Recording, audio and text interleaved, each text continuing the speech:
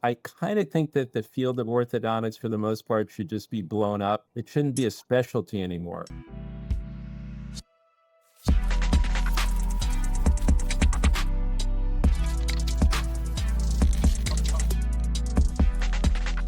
Well, welcome back to Mind Your Mouth podcast. I am your host, Melissa Mugno, and I am so excited for today's episode because, like always, I get to bring on not just great guests, but I get to bring on people that I now get to call friends. So, without much further ado, I'm going to let him introduce himself, but let's welcome to Mind Your Mouth, Dr. Michael Gelb. Welcome, Dr. Gelb. Thank you, Melissa. It's great to be here. I'm very excited. We met some time ago, I think, in maybe San Antonio. Yeah, I think it was in San Antonio. I was always a little creeper. I mean, I was always keeping my eye on you. I knew who you were before you knew who I was. Yeah, we know you're the mouth. We always have fun, and I enjoy listening to you and your and the honesty, and you come at an angle that most people don't come at. And I love to see that. Well, I really appreciate that. The podcast definitely was, I give a lot of credit because I was told a long time ago, actually, with Zoggy's crew, Laylee said, one time we were out for dinner and she said, you would be really good on a podcast. You just say like the craziest things that everybody's thinking but doesn't want to say. And it took me a long time to get out of my own way to timing matters, obviously. And I'm really grateful for the time that we're in right now, because I do think we're like in this authentic time of the world where there is space for people to be, authentically themselves with boundaries and all that kind of good stuff. But it's exciting. Let's talk a little bit. So, to give you a little idea, the listeners or the people that have been watching, I've been really lucky lately. We're pulling in all different people from all different places, not just our professional world, which is really exciting. I'm excited that, the messages we're getting, it's like crazy that these people are like, what are you guys talking about? What is this? Because, I think, as you just said before we hit record, we just came from a conference in New York called PANNY. And, that was my first time attending PANNY. And I actually made a joke to my husband.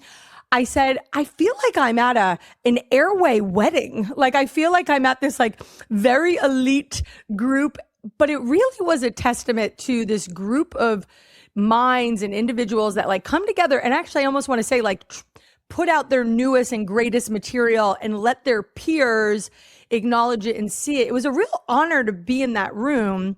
But that also made me think that there is great minds in that room, but we still have so much work to do, in all the other areas. And so that is I think that's the purpose of this, is if we can hit people that maybe have no clue that people like us are going to rooms like that and be able to understand, what we're talking about. So if you and I were sitting at a restaurant and we met a nice couple or whatever, and I was like, hey, Dr. Mike, tell them who you are and why you do what you do, what would kind of be that elevator pitch? So kind of, I'm a jaw guy, I'm a jaw man, I'm a jaw guy, and I'm an airway guy and a breathing guy.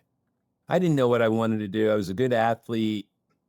I was pretty good in school, but I got to observe my dad's patients. So I got to come into my father. My father was a famous jaw guy, also TMJ person, Harold Gelb, and I got to talk at the dinner table, and I would go to the office and I would listen to his patients. And I said, this is a pretty cool thing. I can kind of become a healer. I can learn how to be a healer, and I can do these things I think I can learn to do with my dad. Like a lot of people go into their family businesses.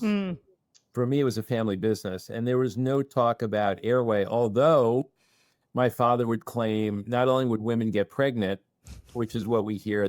We heard it over the weekend. Of course, women are we heard it from JJ. Yeah. That my dad would say, you'll be allowed to get pregnant. We're going to get rid of the stress in your life. We're going to get rid of the pain. You're going to sleep better. And then your body is going to become more apt to be able to get pregnant, which makes more sense. You can devote more of your energy to fertility than having to fight pain and having to fight depression and fighting anxiety, which he was way ahead of his time. And so kind of when I had no idea about airway, although I knew that we could make people feel more refreshed, We didn't have cone beams. We didn't have sleep studies. We didn't even know there was this thing called Airway. We knew a little bit about sleep, but not much at that time. So coming into the field was kind of just a blind faith that I can help people get rid of their headaches, their jaw pain, their neck pain. And don't forget, my dad was so far out there that he was putting heel lifts in. Yes. He was putting heel lifts in to try to fix the neck, the back, the bite. So my dad had studied with like Viola Fryman and cranio-osteopaths and chiropractors. Half the profession thought he was a quack and a charlatan, and the other half thought he was brilliant. So just for some of the lays, when we're talking about gyro guys, we're going to go back a little bit. So Dr. Gelb Yeah. and his dad are both dentists, but right in the dental world, there's this opportunity to do restorative, which a lot of us know of. You go to your dentist, you get your cleanings, they fill, they drill, they do crowns, they do all this stuff. But when we talk about jaws, is that for most people that we know, there's a large amount of people that are walking around, their jaws kind of popping or clicking a little bit. And they'll say, oh, it's normal. It doesn't happen all the time. You're walking around with a headache. You're a little groggy. You're feeling all these things. There's a really good chance that you have a recessed mandible or you have something going on where you are not able to fully grow to your ideal position. And when Dr. Gelb and his dad, if I'm correct, when you guys are talking about that, you guys really would take, and I'm assuming at that time, your dad must have gotten some of the worst cases because there was nowhere for these people to go. They were told they were wackos and crazy and it was not real. Your dad must have really been changing people's lives because they probably felt vulnerable and lonely. Nobody else was listening to them. Because when I think of the name Gelb, before I got to know you, first of all, I just would love to say like iconic. Like I feel like it's iconic, it's classy, very like if you were going to see Dr. Gelb, you were going to a prestigious place. So that really does lend itself that for charlatan quackery. Your father and yourself really kept it super classy, really, really dialed in. And that's a tall order. That's not an easy thing to do. So I'd love to just talk about what does that even look like? Yeah, you set it up really nicely. So my dad would always wear, suit and a tie, jacket and a tie. He was a leader. He came back from the Korean War.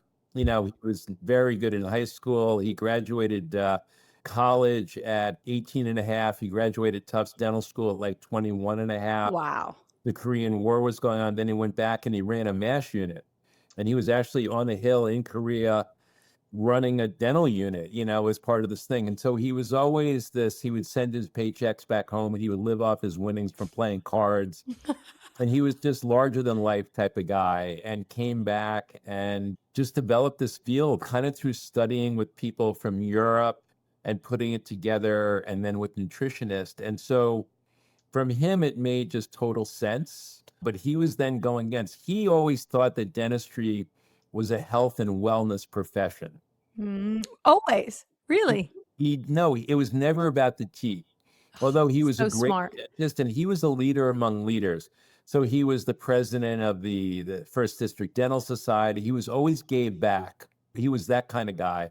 And he was the chairman of the Greater New York Dental Meeting, and he was involved with the ADA, and he spoke at every dental school in the country because he was really so different than everyone else out there. And so the dentists that were into burnout, all maybe 3,000 or 4,000 dentists that were ready to give up dentistry because they couldn't take it anymore because it was not, dentistry is like this. You're like, you're fitting things to like 100 microns. Yeah. And most people are unhappy. You're causing pain, or you have to give injections and you don't get the color right. And he was saying, no, it's a lot bigger than that you could be helping people with their neck pain. You could be helping them with headaches. You could be getting rid of the fullness of their ears. You can improve their vision. And so he got people that were going to leave the profession to go and get into TMJ. Wow. And we do the same thing with sleep, and we do the same thing with Airway. So kind of the setup was, I'm going into this health and wellness. I'm going to help people improve their lives. But I never, ever imagined that I would be able to have such a profound effect as I did when I started to discover this thing called Airway, breathing, and sleep. And so dentists, yeah, go ahead. Sorry, I was just going to say, so Just to back up, I make a little joke on the podcast, but I do it in the consulting side of the business, is that a lot of dentists, of course, they like live in their loops, and it's so hard for them to like pick their eyes up. And I had this great doctor when I was dental assistant, when I was going to school, and he used to say to me, your job is to make it so I never have to pick my loops up. Like, he's like, because it takes me so long to recalibrate, you know? And I realized why I think I got so excited about this world, or why I'm like a little bit of a dog on the bone from the business aspect, is that I do believe that the true way of changing the way we do things is to really give dentists back the businesses they were always supposed to have, which were these wellness centers, because they are the first line of defense in the mouth and can see things. And when you started by saying your dad was so ahead of his time, I mean, wow, was he ever? And even thinking of like, you know, I think of Dr. Barry Rayfield, like 2007, and with you guys, like first time I ever listened to all those guys talk. And I remember feeling something, but I remember watching other people be like, this is nutty. Like, you know what I mean? Dismissive, very rude, talk about someone behind their back. So it's a true pioneer. And those are the people that, like, you know, we write textbooks about. That's what history is about. And it's so powerful to just hear that story. And then to now say what your dad was doing with TMJ, you have now taken the baton and really done it, from now even leveling up to wellness with the airway movement, the sleep apnea movement, and all of that. And so for a lot of people that are listening, to me, I look at TMJ, and I think we were on the same page. TMJ is a side effect of some other dysfunction that can also contribute, you know, it's an underlining issue to sleep issues, sleep apnea, restricted airways. Yeah. Tell me a little bit about what made you level up and not just stay in the TMJ game. What made you go deeper? So, you know, going back, you know, my dad would talk about guys like Weston Price, you know, nutrition and physical degeneration. And so you got to understand, before there was Coracini, before there was James Nestor, before there was Lieberman, before there was Kevin Boyd, Weston Price had been talking about this stuff. He was a dentist, and Weston Price would go around to all the primitive societies around the world, and he would notice they would have these big, broad smiles. They would have all 32 teeth.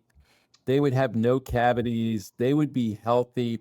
And once the industrialized diet, sugar, processed foods, once all that came into their soft foods, once that came into their diet, within 3 generations, they looked like the kids look like today. And so my dad based a lot of his work with repositioning the jaw on some of the fundamentals from Weston Price, some of the fundamentals from functional dentistry, European dentistry, and where the ideal would have been, the paleo, the old jaw, the primitive jaws would have been when there was less breathing problems, less nasal allergies, where we had open nasal airways, we had well-developed jaws. And you got to remember, in the United States, starting in 1924 in dentistry, we started shoving the jaw back as far as we could, which they called centric relation. And that stayed in dentistry into the mid 80s, and it still is there now. Every bite plate that comes in is still made with the jaw, shoving the jaw all the way back. 95% of all the night guards in the United States are still shoving the jaw back, and most likely in a lot of cases closing the airway. Right, because what it's doing is it's pushing everything back. Can I ask you, what was the theology or the ideology in the in 1920s, in those times? Was it because we were trying for a cosmetic occlusion? What do you think? What was it about? Why did they do that? So a lot of these patients were denture patients, and they had to put it was the first time they had an articulator. In other words, they had a machine where they could put your upper model and your lower model on a machine, an articulator. And they found they needed a reproducible position.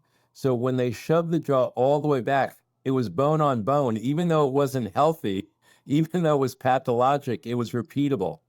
So it was kind of repeatable in a pathological way, but it was repeatable. Which, can I ask you, when I think back of, my history mindset, I realize from business to clinician, everything's connected, right? Everything's got a sequence and a flow to it.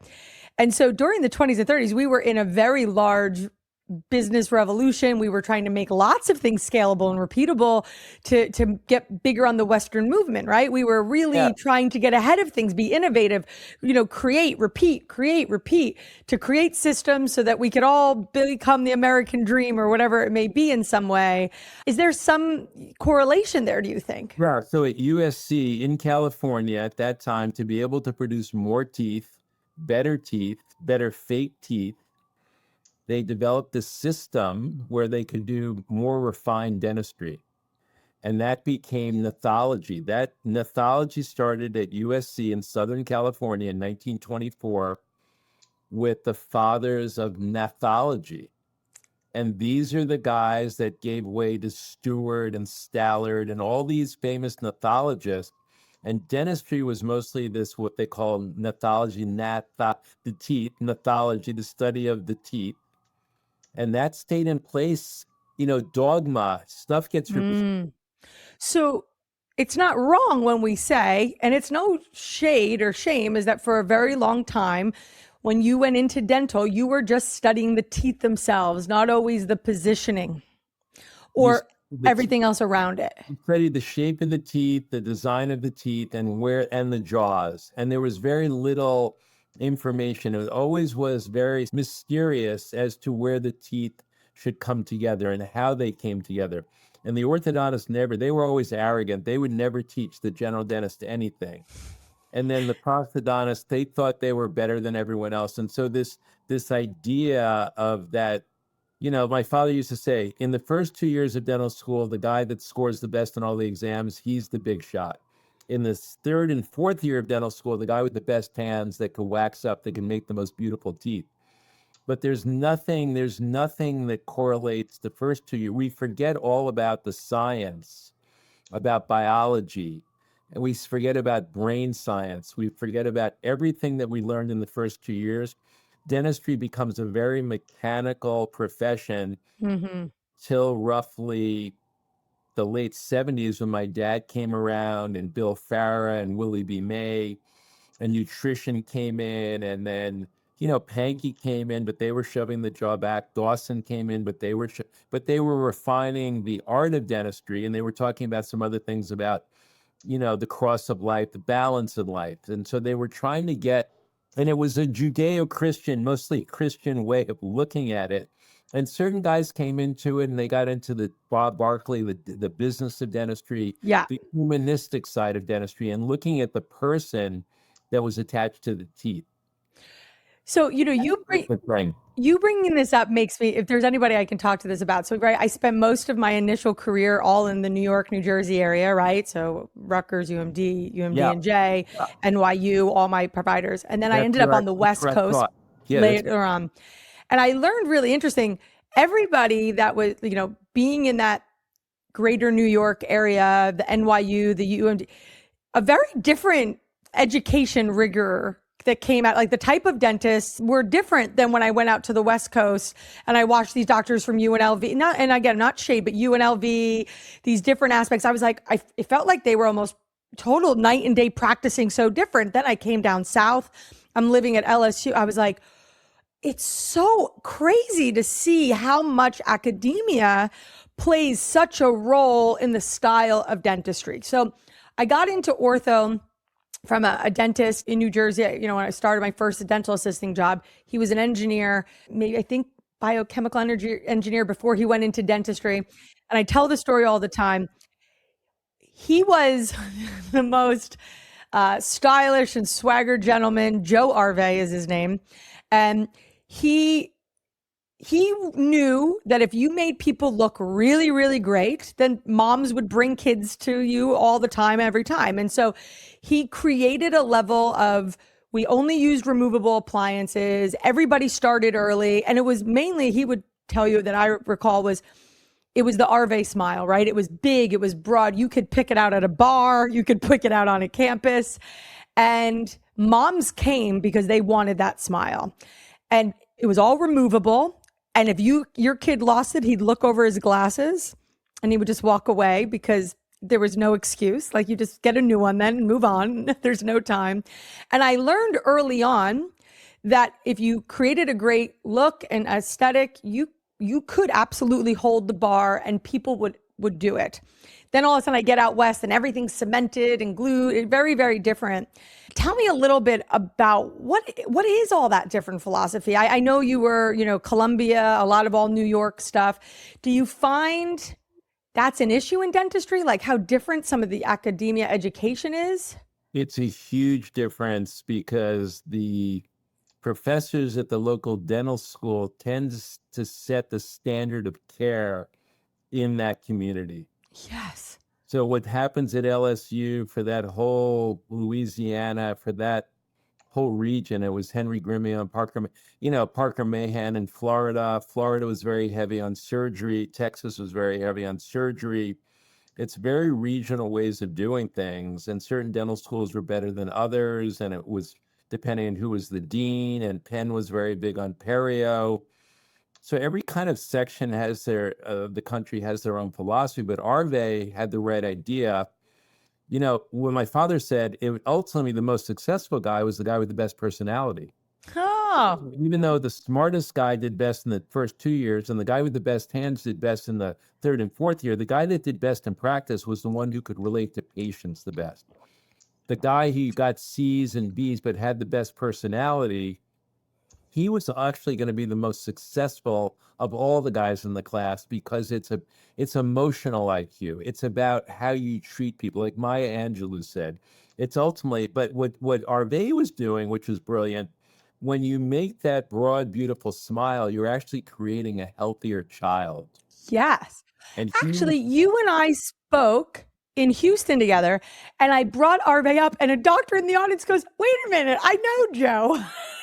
And yeah. I'm going to eventually have to go find him and bring him on. But he did no matter. And again, I don't remember. I was young. I was a mess. I'm lucky that he kept me on his staff as long as he did.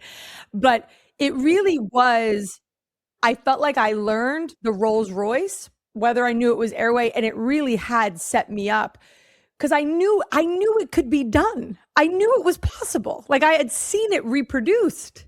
So the functional appliances, the removable appliances that he was using were those three-way expanders, bionators, everything it's based on, everything that John Mew did, that Michael Mew, that Bill Hang, a lot of it started with removal. It was non-extraction. You weren't taking out teeth. It was kind of the opposite of what's taught in dental schools. So you and I are into expansion. We're into growth. We're into making ourselves better. And dentistry has always been this retractive, pull it back, narrow it, shrink it.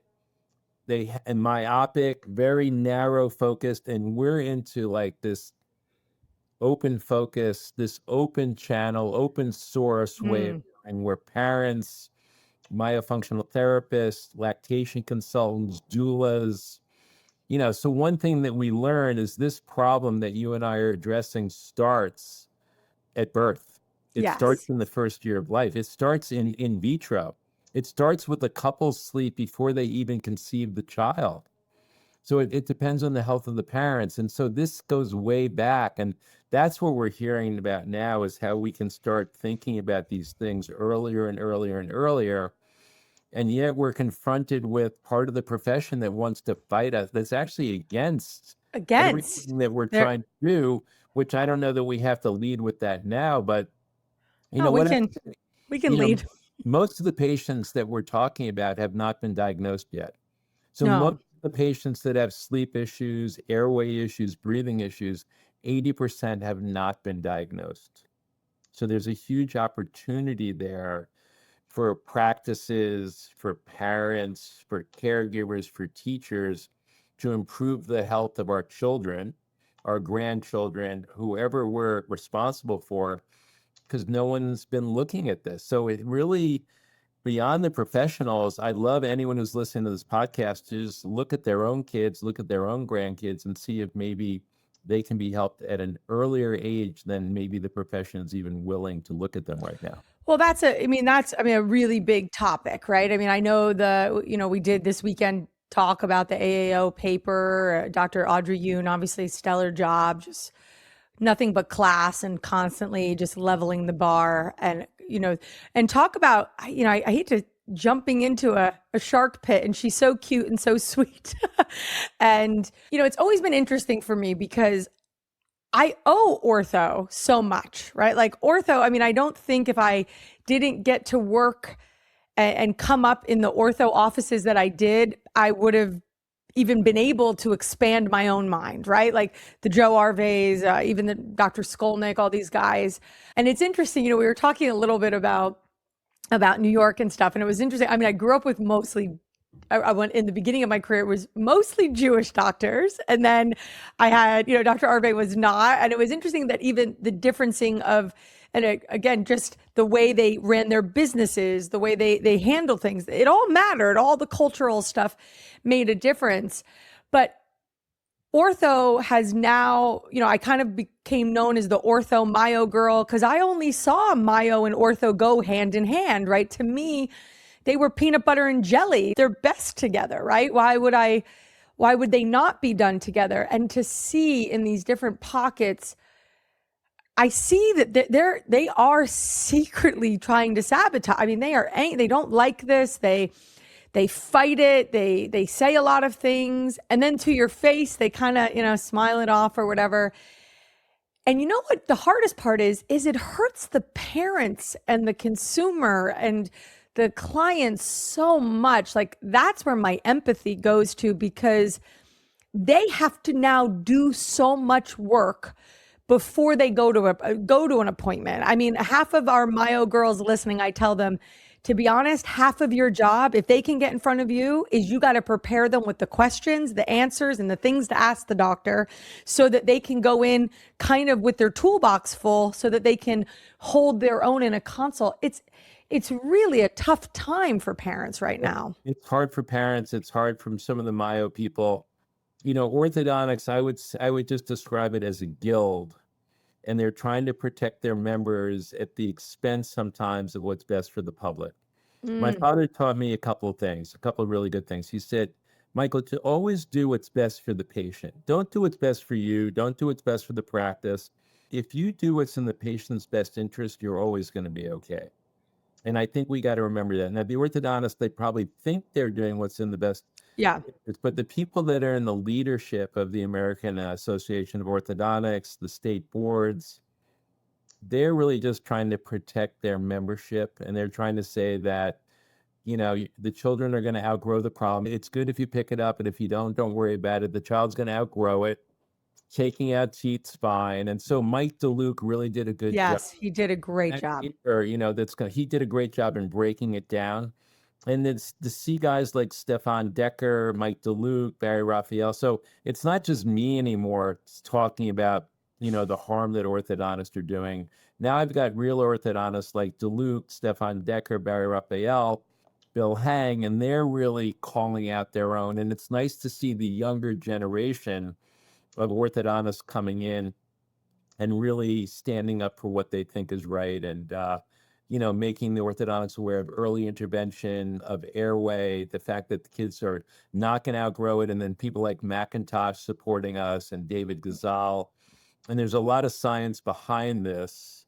And we know the kids are most likely, they're not going to outgrow this problem. That what you see in children, it's just going to get worse as you get older. Now, one angle of a conversation that I've had a lot with orthodontists, and I do sometimes, I really can relate. They'll say, I had a great one. She's like, listen, I don't have the staff. I don't have the infrastructure. I don't have it to deal with these kids at such a young age. I don't know how to have the behavioral amount, and I don't think they were all excuses. The young orthodontists, I get it. They heavy overhead, large staff, and they have this ecosystem that they were taught, they took an oath on, and it works. And as long as they keep their eyes one way, and you send in these kids that, the outcomes are not always predictable. Like there is always variables. And I speak a lot about my own guy, my little guy, JJ, right? He's 8.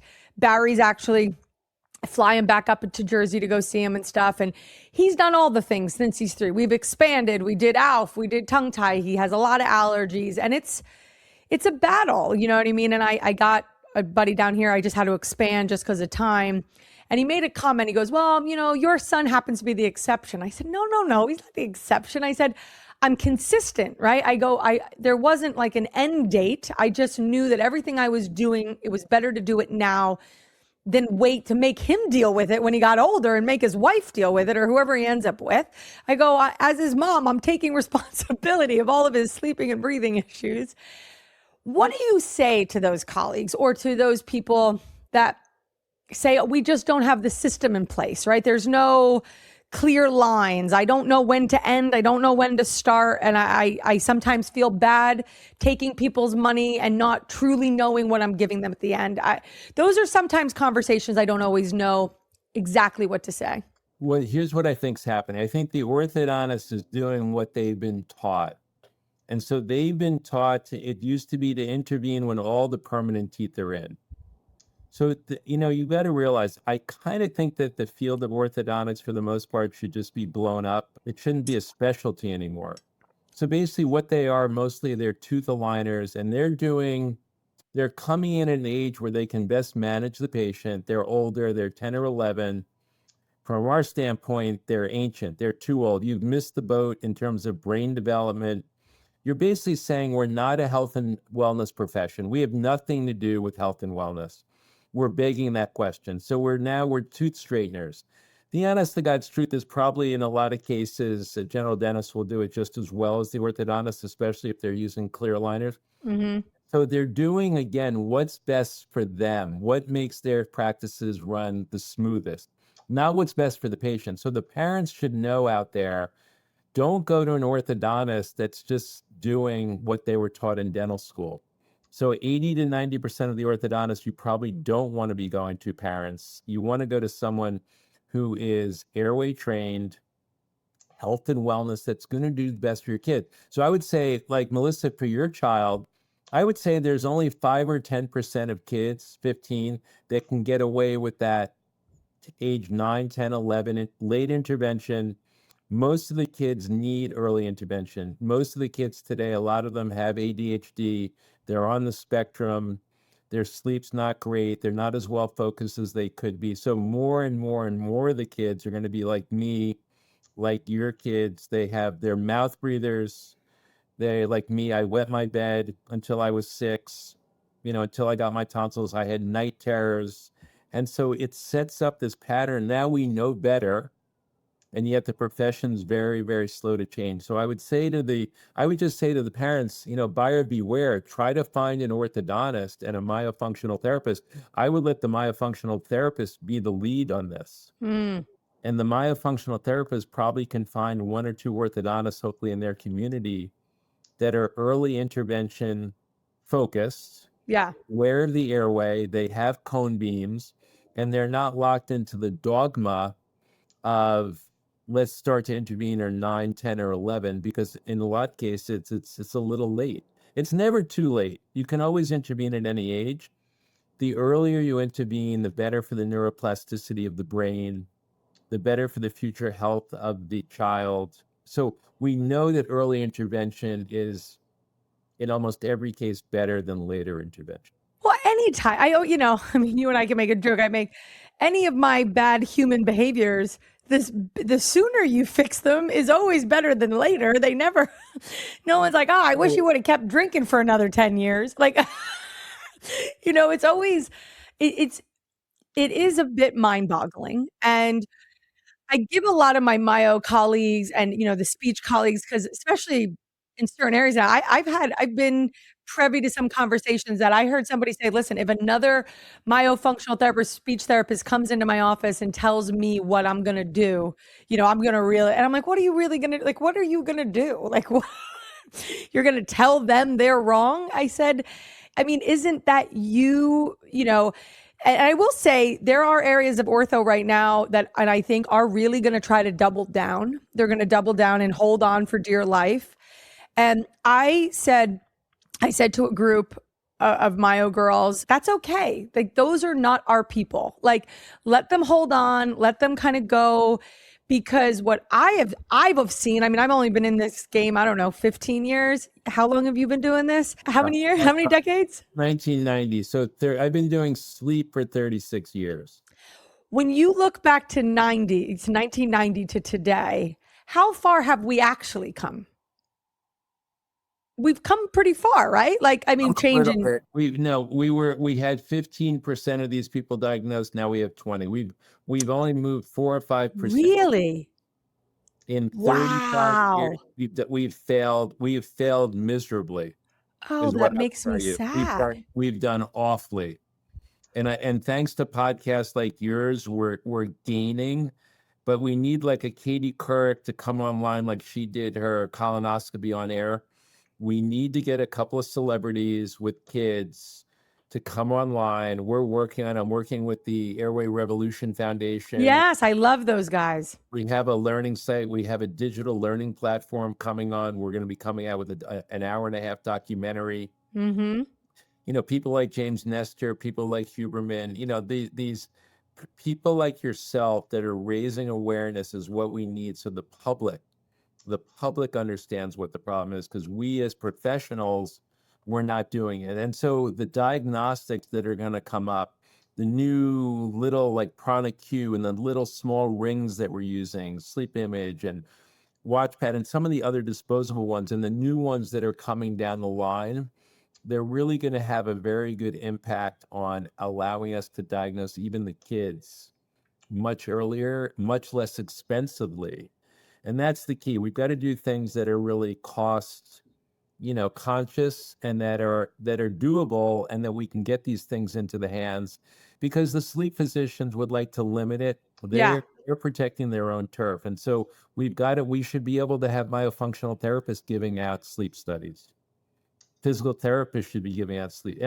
We should want it for the public health. This is a public health issue. We should be trying to improve access to care, not limiting access to care. And all we care about is turf. So I love that you're saying that, because first of all, I'd love to spend a lot of the Airway Revolution. People need to be donating money. I actually met with them a couple of times, and I'm like, I want to raise a lot of money. I want to do, like, how can I get people to give you money? Because we need so many more organizations like them. Yeah. And my biggest thing, I mean, why can we not make screening just across the board? I mean, you screen for scoliosis, you screen for all these things in the school. Why can we not do the basis fairest across all schools? Like, what would it take? I want to be like, who do we need to talk to? What meeting do we need to walk into so that we can get this, moving? It's just so silly. Yeah, pre-K. So Kevin Boyd, Nancy Rothstein, I mean, we had the idea. We work with the Foundation for Airway Health and with AAPMD. We had the idea, and we still do, that every pre-K, every kid that goes into a pre-K program should be screened for airway. Like they screen for hearing, you take a hearing test, the myofunctional therapist, the speech pathologist, not just for speech issues and for vision issues and hearing issues, but part of the speech language evaluation should be myofunctional and should be airway and breathing, because we know if a kid has feeding issues, if a kid has speech issues, they might also have airway issues. I just, I got a little bit of heat. I was at a kid's birthday party, and I had just come off of a podcast, and I was feeling my way. And I openly talk about on the podcast, I'm an 81 baby, so I wasn't put on Adderall until high school, end of high school, early college. My brother, who's 87, got put on early, and Ritalin and, the whole nine. And I'm not denying there was other factorials in our life, but the sleep issues we both had, my brother was absolutely, would be walked into our neighbor's house. Multiple times they had to bring him in.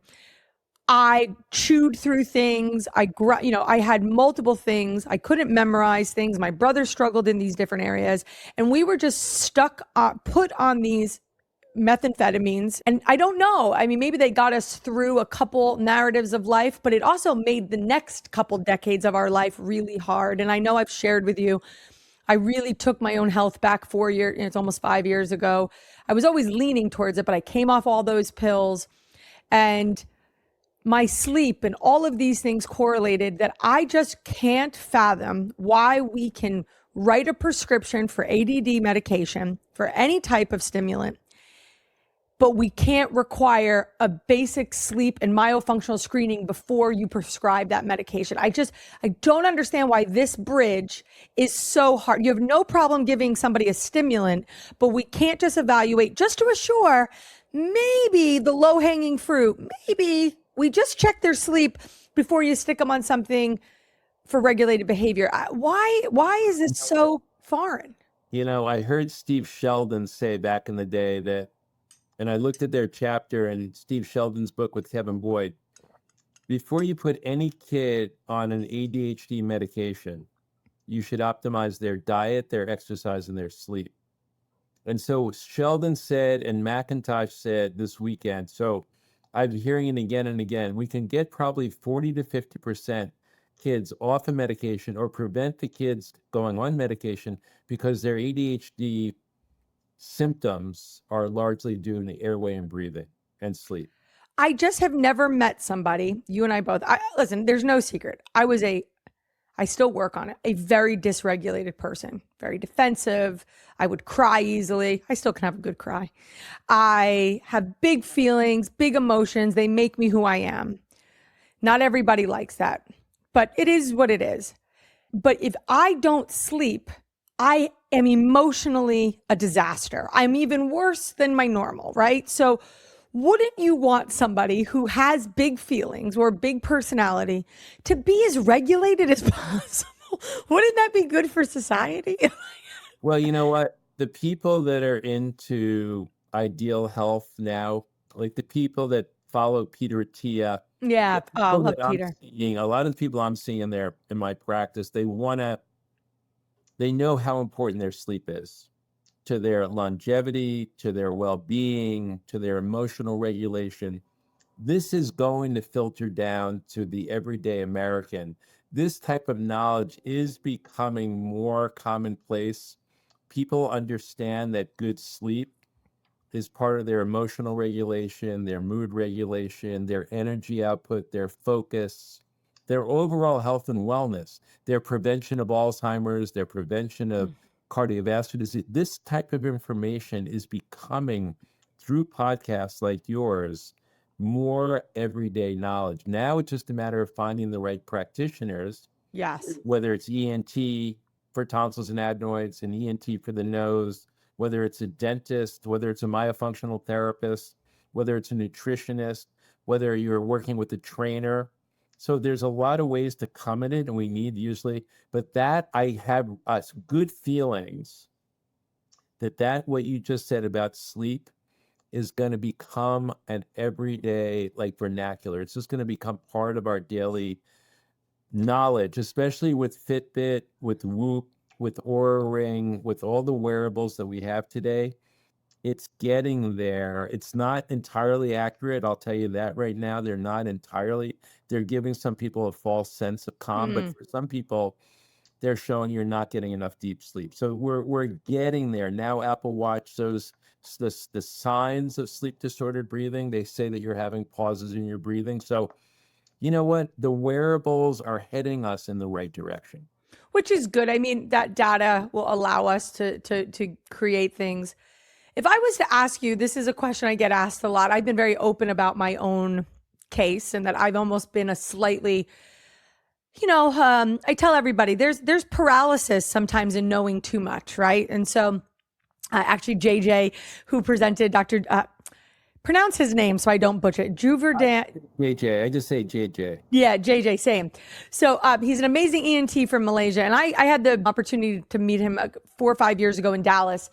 And at that point, people were saying, Melissa, you need MARPE. We need to do MARPE. I said, okay. And he actually said to me, he said, I can tell you're obviously on a journey. He said, I would really continue to work on your body, your cranial sacral, decrease your inflammation before you start any type of expansion or even jaw surgery situation. And I took him very seriously. I really worked on my physical health, and I lost a fair amount of weight, decreased my inflammation, came off stuff.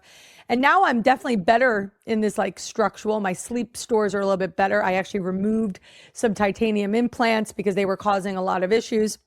And now the question comes down to our good friend, Dr. David Alfi. We recorded my entire consult with him. And he said, you know, you really are a jaw surgery case. And I looked at him and I said, yeah, but I'm also not a human that wants to go through jaw surgery. I go, I am lucky. I work with a lot of jaw surgery cases, and it is life-changing. I am not denying that, but it is also, and you know, you have to mentally be strong, and there's a lot of factors that go into that.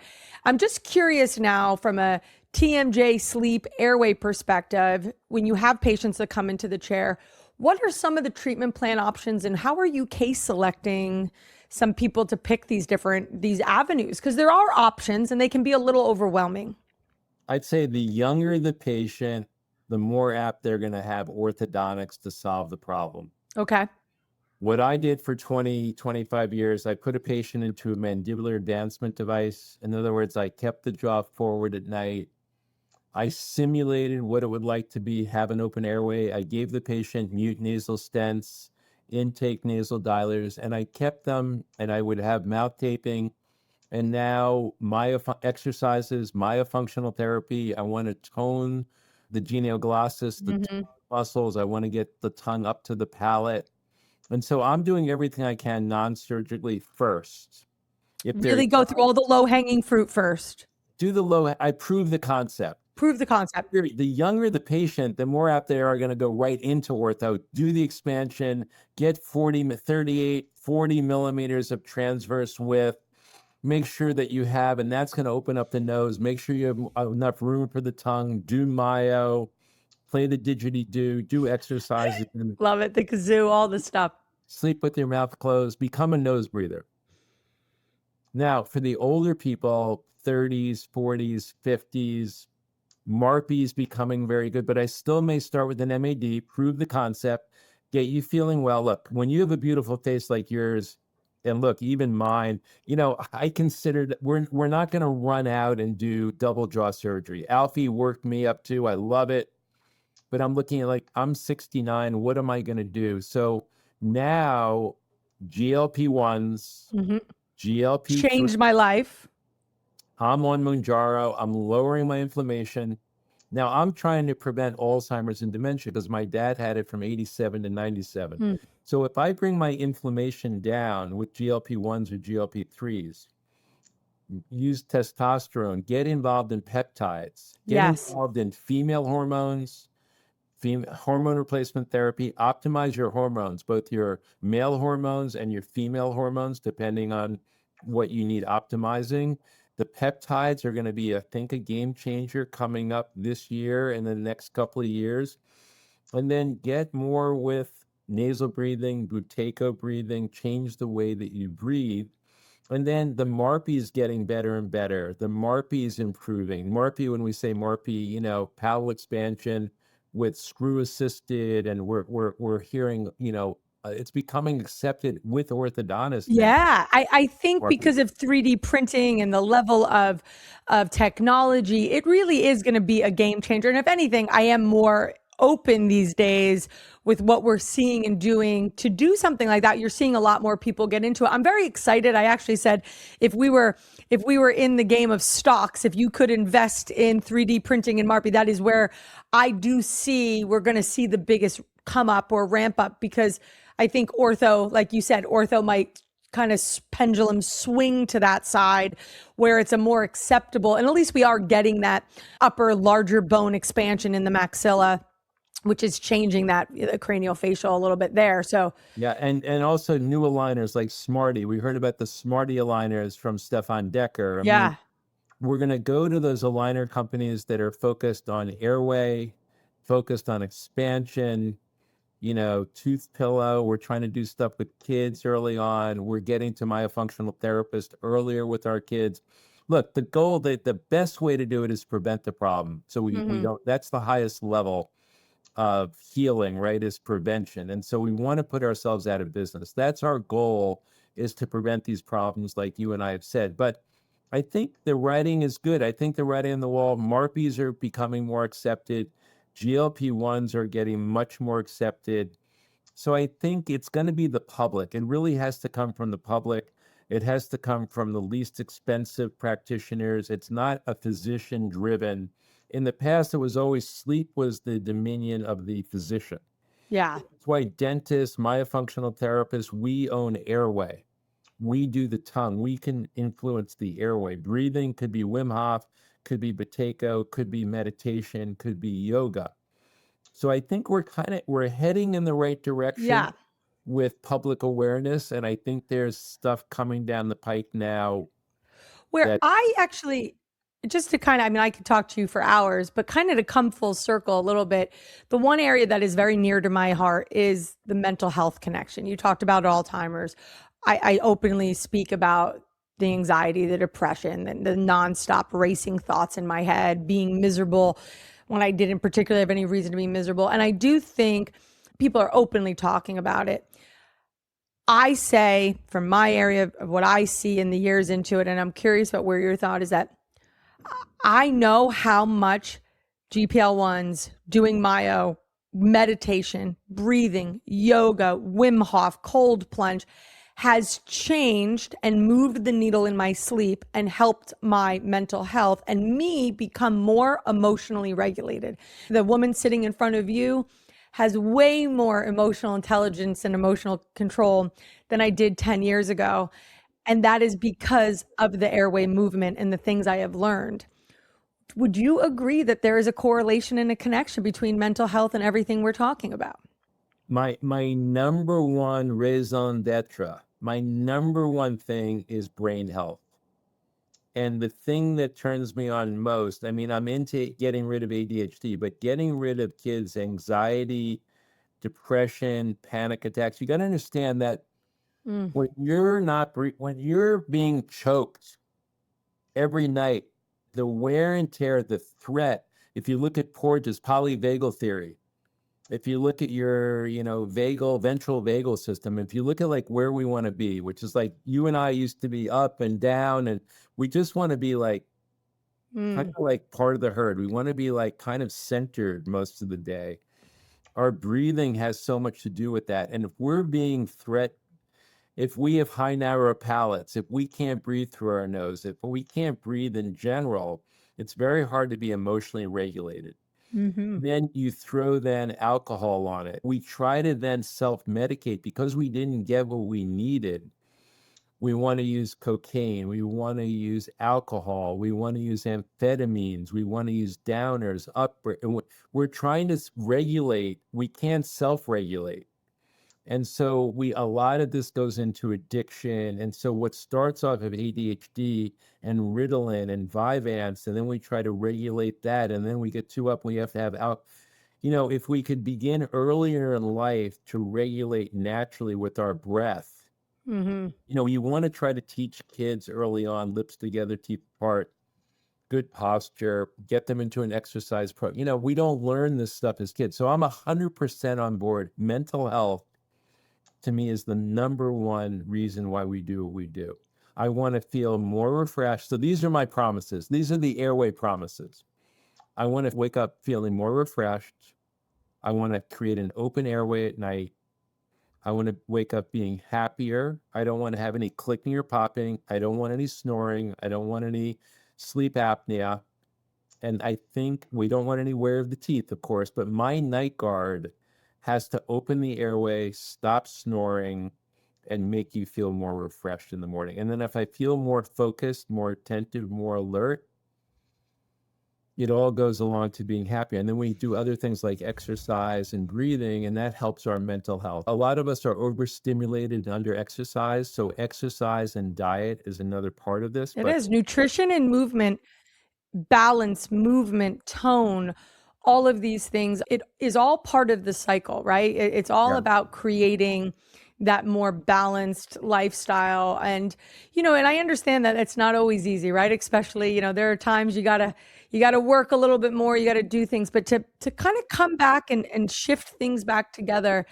But all I know is that if you do not if you are not able to crawl into bed, close your eyes, and just drift off and get some sleep, and you go into bed and your body starts to feel like you're not safe, it keeps you up, racing thoughts, you become more awake, and then your racing thoughts go all night long, that does not set anybody up to go claim and create the day that they're meant to live on this earth. And, you know, we talked, you know, we've shared a little bit. I openly say, you know, I chose a couple years ago to stop drinking alcohol. And it's not like I can't go probably have a glass of wine, because I am way more clear now about what I was using it for, right? It's just, I'm so geared to sleep my best sleep, live my best life, like just own the next day because anything's possible.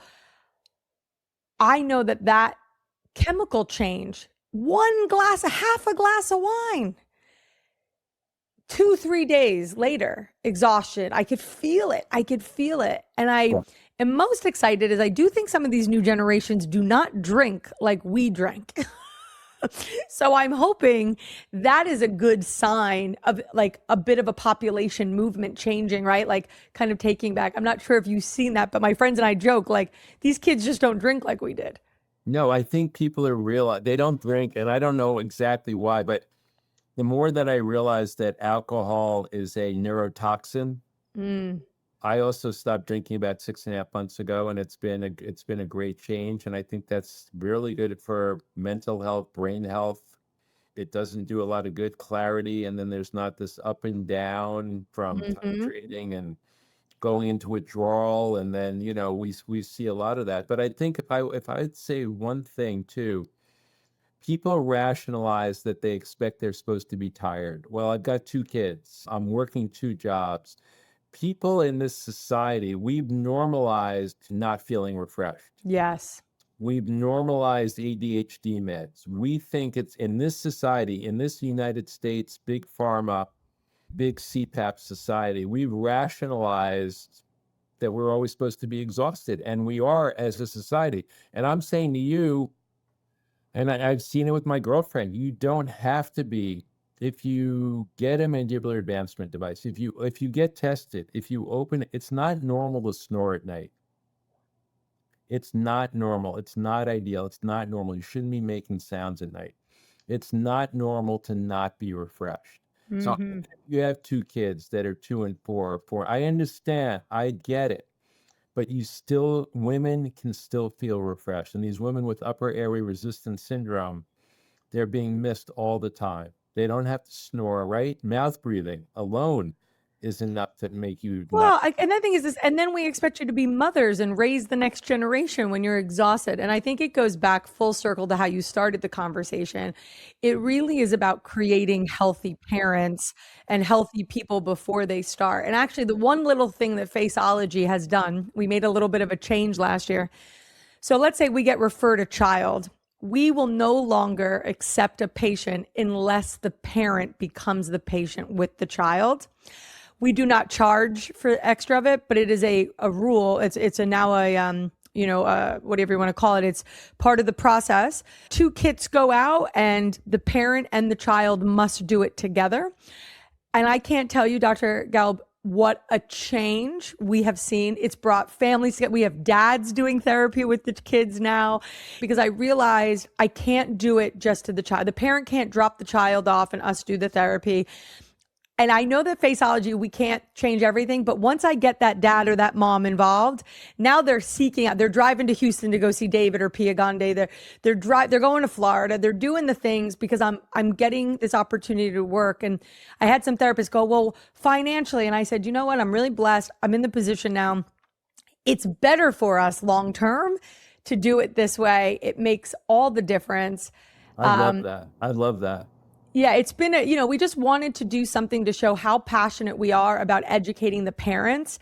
And ideally, I need those parents to be the best myofunctional patients they can, because they're the ones that are going to be with the kids for the rest of their lives. What are we going to be with them 10 hours over 6 months, So I want to give and I want those parents to then teach their other kids and then their grandparents, because I feel like that's the only way we move the needle and we really create some change. And That's You know, right. like I said, I could talk to you for hours, and I'm so blessed. I'm so excited these last 2 years of being able to become friendly with you, the Airway Revolution team, because I feel like, you know, I was told I had to leave New York, I leave New Jersey if I wanted to do this Airway stuff. I was told by a couple people, this thing's not going to, you know, this is never going to really be a thing. It's not scalable.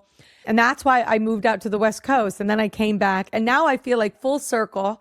I get to come back to New York, hang out. I'm bringing my daughter to come see you. She's got some clicking going on this summer. And I feel like, you know, it's a little saddened to hear we've only moved 5% in 20, 30 years, but I'm really hopeful in the next 10, 15 years, we can double that.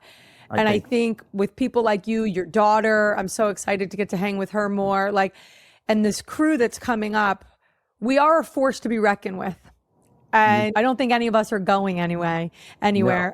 And I sure hope this will not be the last time you come on. Thank you. And we get to enjoy. I do end the podcast with something that I ask everybody.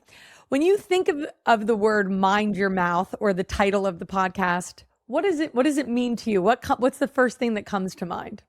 Now that we had this last time together, when I hear mind your mouth, it reminds me of the connection between the brain and the mouth, the mind and the mouth. Because when I did the cover of Gasp, I had an airway and it connected the brain and the heart.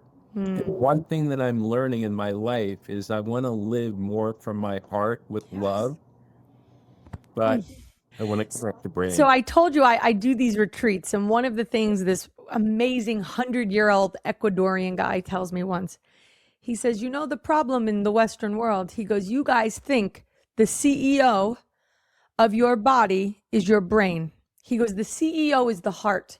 The COO is the brain. He goes, but you never let the COO run the mission or the purpose of the company. He goes, it's the CEO that knows the vision. He goes, so when you get lost, you got to go back into your heart and get out of your head. 100%. And I think that's what we can do, is get people more heart-centered. And if we get them more heart-centered, they can change the world. You're the best. Thank you so much, Dr. Gelb. It was such an honor. Thank you. Until next time, everybody, thank you again for joining on this episode of Mind Your Mouth. Please subscribe and please share. We can't thank you guys enough.